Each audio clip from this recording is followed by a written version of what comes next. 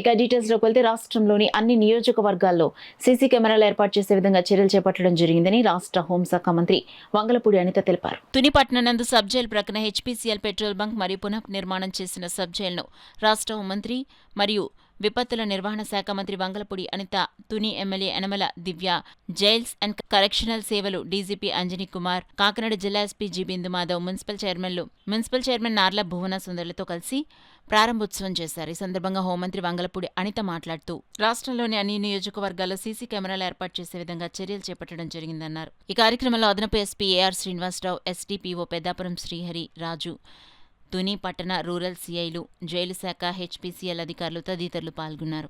నేను ధన్యవాదాలు తెలియజేసుకుంటున్నా. ఎస్పెషల్లీ ఈ రోజు మేము వచ్చిన తర్వాత జైల్ ప్రిజన్స్ కి సంబంధించి వెల్ఫేర్ విషయంలో అనేకమైన మార్పులు తీసుకురావడం, అదేవిధంగా అనేకమైన పరిణామాలు తీసుకురావడం కూడా మీరు చూస్తున్నారు. అరౌండ్ మనకి రాజమండ్రికి సంబంధించిన పరిధిలోని ఇంచుమించుగా 4 పెట్రోల్ బంకులు ఈ రోజు ఏర్పాటు చేయడం జరిగింది. 3 రాజమండ్రిలో, అది కూడా నేను ఒకసారి వెళ్ళి ఓపెన్ చేశాను. అవన్నీ కూడా ప్రిజన్స్ లోని ఎవరైతే ఉన్నారో వాళ్ళు ప్రిజనర్స్ ఎవరైతే ఉన్నారో వాళ్ళు మెయింటెనెన్స్ తోనే జరిగే కార్యక్రమం ఇది. ఎస్పెషల్లీ లోపల వాళ్ళు శిక్ష అనుభవిస్తున్న వాళ్ళందరూ కూడా బయటకు వచ్చేటప్పుడు ఒక పరివర్తనతో రావాలి, ఒక మార్పుతో రావాలి. డెఫినెట్ గా వాళ్ళు బయటకు వచ్చిన తర్వాత ఒక మంచి లైఫ్ ని డీల్ చేయడానికి ఇవన్నీ కూడా ఒక టూల్స్ కింద ఉపయోగపడే పరిస్థితి. ఈ రోజు మన రాజమండ్రి సెంట్రల్ జైల్లో కనుక చూసుకుంటే ఓపెన్ కల్టివేషన్ కి కూడా కొన్ని పరిస్థితులు వెళ్తారు, కొన్ని షాప్స్ మెయింటైన్ చేసుకుంటారు, ఒక కేఫ్ మెయింటైన్ చేస్తున్నారు వాళ్ళు. ఆ కేఫ్ మెయింటెనెన్స్ కి కూడా నేను లాస్ట్ టైం వెళ్ళడం జరిగింది. ఒక కేఫ్ మెయింటైన్ చేయడం కానీ, హోటల్స్ మెయింటైన్ చేయడం కానీ, ఇవన్నీ కూడా లోపల వాళ్ళు ఎవరైతే జీవిత ఖైదులు అనుభవించే వాళ్ళు కానీ, ఖైదు అనుభవించే వాళ్ళందరూ కూడా మంచి ప్రవర్తన రావాలి. రేపు పొద్దున్న వాళ్ళు శిక్ష అయిపోయిన తర్వాత పూర్తయి బయటకు వెళ్ళిన తర్వాత కూడా వాళ్ళు ఒక మంచి లైఫ్ డీల్ చేయాలనే ఉద్దేశంతో గవర్నమెంట్ తీసుకునే నిర్ణయం.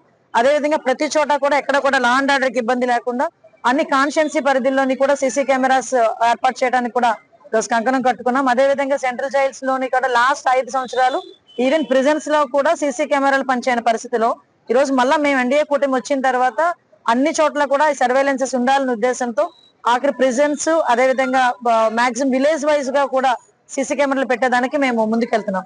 మీరు అబ్జర్వ్ చేస్తే ఈ రోజు విజయవాడ కమిషనరేట్ లో మొత్తం అంతా కలిపి సుమారుగా 7,500 సీసీ కెమెరాస్ ఏర్పాటు చేసి ఈ రోజు మొత్తం కంట్రీలోనే ఫస్ట్ ప్లేస్ లో ఉండే పరిస్థితి కనిపిస్తా ఉంది. ఇందాకే మా ఎస్పీ గారు చెప్తున్నారు, అరౌండ్ ఇంచుమించుగా ఒక 28 డ్రోన్స్ ని మేము తెచ్చుకున్నామండి. ఇంకా సీసీ కెమెరాస్ సంబంధించి కూడా దగ్గర 35 lakhs ఆల్రెడీ ఇన్స్టాల్ చేసాము. ఇంకో 15 lakhs వర్త్ సీసీ కెమెరాలు కూడా పెడుతున్నామని.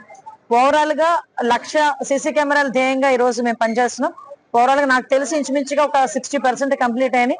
మిగతా 40% కూడా ఒక 3 to 4 months లో కంప్లీట్ చేసి ఎక్కడ కూడా అంటే తప్పు చేయాలన్నా కూడా భయపడే విధంగా సర్వేలెన్సెస్ పెట్టేదానికి గవర్నమెంట్ సిద్ధంగా ఉంది. దానికి తోడు ఈ రోజు టెక్నాలజీని బేస్ చేసుకుని మొన్నే కంట్రీలో ఫస్ట్ టైం పోలీస్ డిపార్ట్మెంట్ వాళ్ళు ఆర్టిఫిషియల్ ఇంటెలిజెన్స్ కి సంబంధించి ఒక హ్యాక్థాన్ కూడా 3 days ప్రోగ్రామ్ ను కూడా కండక్ట్ చేయడం జరిగింది.